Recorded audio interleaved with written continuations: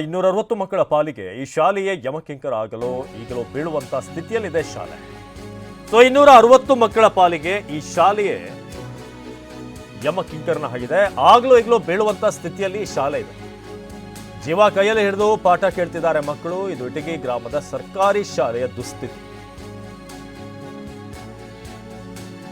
ಬೆಳಗಾವಿ ಜಿಲ್ಲೆ ಖಾನಾಪುರ ತಾಲೂಕಿನ ಗ್ರಾಮ. 1ರಿಂದ 7ನೇ ತರಗತಿವರೆಗೂ ಕೂಡ 260 ಮಕ್ಕಳಿರುವಂತಹ ಶಾಲೆ. ಗಳಚಿ ಬಿದ್ದಿವೆ ಶಾಲೆಯ ಒಂದು ಕೊಠಡಿಯ ಹೆಂಚು. ಸಿಎಂ ಸೇರಿದಂತೆ ಎಲ್ಲರೂ ಕೂಡ ಕಟ್ಟಡಕ್ಕಾಗಿ ಮನವಿ ಮಾಡಿದರೂ ಕೂಡ ಯಾವುದೇ ಕೊಠಡಿಯಲ್ಲಿ ಮಂಜೂರಾಗ್ತಿಲ್ಲ. ಸಿಎಂ ಸೇರಿದಾಗಿ ಎಲ್ಲರೂ ಕೂಡ ಕಟ್ಟಡಕ್ಕಾಗಿ ಮನವಿ ಮಾಡಿದ್ದಾರೆ.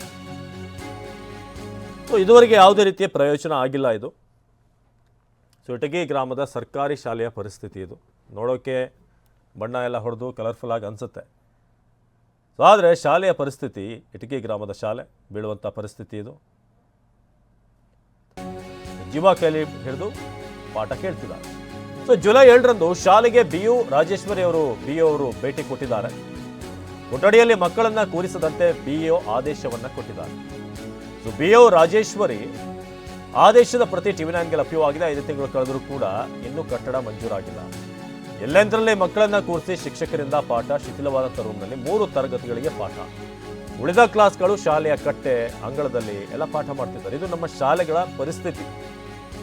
ಶಾಲೆ ಕಚೇರಿಯಲ್ಲಿ 2 ಕಡೆ ಪರದೆ ಕಟ್ಟಿ ಪಾಠ. ಅಂದ್ರೆ ಶಾಲೆ ಆಫೀಸ್ ರೂಮ್ ಇದೆಯಲ್ಲ, ಅಲ್ಲೇನೆ ಒಂದು ಪರದೆ ಕಟ್ಟಿ 2 ಕ್ಲಾಸ್ ಮಾಡಿದ್ದಾರೆ. ಅಂದ್ರೆ ಅಷ್ಟು ದರಿದ್ರತನ ನಮಗೆ ಬಂದಿದೆ ಇಲ್ಲಿ ಅಂತ ಅಂದ್ರೆ ಈ ವಿದ್ಯೆ ವಿಚಾರವಾಗಿ ನೀವೀಗ ನೋಡ್ಬೋದು ಮಕ್ಕಳ ಪರಿಸ್ಥಿತಿ ನೋಡಿ. ಹೀಗೆ ಆವರಣದಲ್ಲಿ ಕೂತಿದ್ದಾರೆ. ಅಲ್ಲೇ ಒಂದೇನೋ ಟಾರ್ಪಲ್ ರೀತಿಯ ಹಾಕಿದ್ದಾರೆ.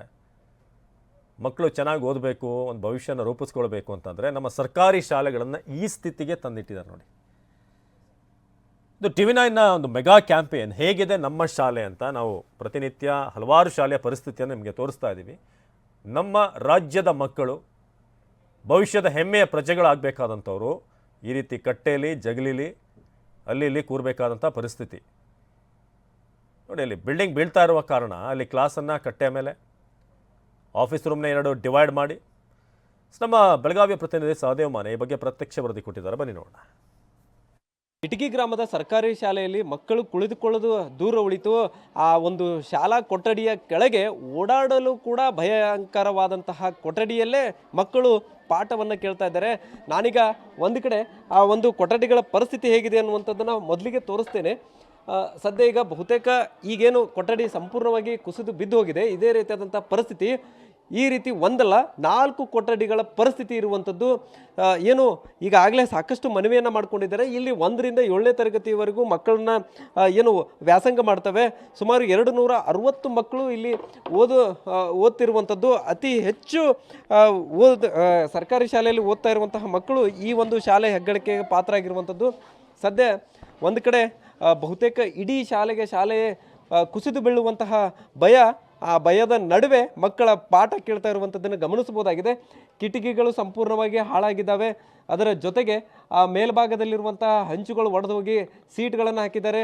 ಕಟ್ಟಿಗೆಗಳು ಕೂಡ ಈಗಾಗಲೇ ಬಿರುಕು ಬಿಟ್ಟು ಯಾವಾಗ ಬೇಕಾದರೂ ಕಟ್ಟಾಗಿ ಬೀಳುವಂತಹ ಸಾಧ್ಯತೆ ಇರುವಂಥದ್ದು.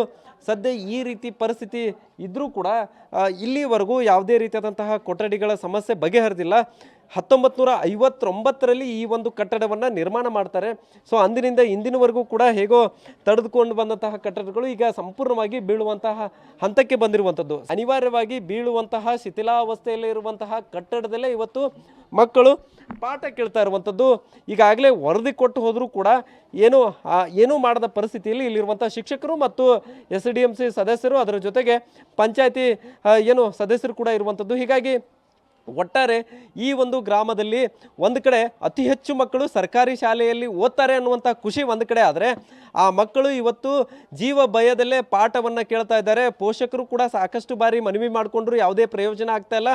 ಇನ್ನಾದರೂ ಬರೀ ಅಧಿಕಾರಿಗಳು ಆರ್ಡರ್ ಮಾಡೋದನ್ನು ಹೊರತುಪಡಿಸಿ ಇಲ್ಲಿ ಕೊಠಡಿಗಳ ಶಾಂಕ್ಷನ್ಗಾಗಿ ಏನು ಮಾಡಬೇಕು, ಸರ್ಕಾರಕ್ಕೆ ಯಾವ ರೀತಿ ಮನವಿಯನ್ನು ಮಾಡಿಕೊಳ್ಬೇಕು, ಆ ನಿಟ್ಟಿನಲ್ಲಿ ಪ್ರಯತ್ನ ಮಾಡಿ ಈ ಒಂದು ಗ್ರಾಮಕ್ಕೆ ಹೊಸ ಕಟ್ಟಡಿಗಳನ್ನು ತರುವಂತಹ ಕೆಲಸ ಮಾಡಲಿ ಅನ್ನುವಂಥ ಆಗ್ರಹವನ್ನು ಕೂಡ ಮಾಡ್ತಾ ಇರುವಂಥದ್ದು. ಕ್ಯಾಮರಾಮನ್ ಪ್ರತಾಪ್ ಜೊತೆ ಸಹದೇವ್ ಮಾನೆ, ಟಿವಿ9 ಬೆಳಗಾವಿ.